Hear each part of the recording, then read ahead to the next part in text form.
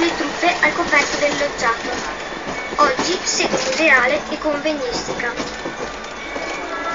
We are now going to conclude our journey. On the left of us in the Grand Guardia, the building was designed to give the troops a safe passage through the open gallery and is now a museum. Wir sind dabei, unsere Rundfahrt zu beenden. Links sehen Sie die Gran Guardia, ein Wachgebäude, dessen Arkaden für die Parade der Truppen Schutz bieten sollten. Heute finden hier Kongresse und Ausstellungen statt. Nous avons terminé notre voyage. Sur votre gauche, le palais Gran Guardia, conçu pour permettre la revue des troupes sous le porche. Aujourd'hui, c'est un musée et un centre de conférence.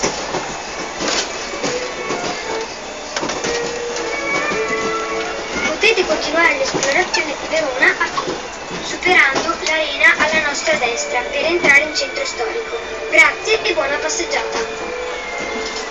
You can continue to explore Verona on foot by passing the arena on the right, which will lead you into the historic centre.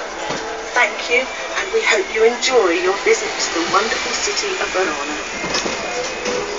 Sie können nun Verona weiter zu Fuß entdecken, indem Sie sich nach der Arena rechts halten und in das Stadtzentrum eintreten. Herzlichen Dank und einen schönen Aufenthalt. Vous pouvez continuer la découverte de Vérone à pied en dépassant l'arena. Sur votre droite, vous joindrez le centre historique. Merci et bonne promenade.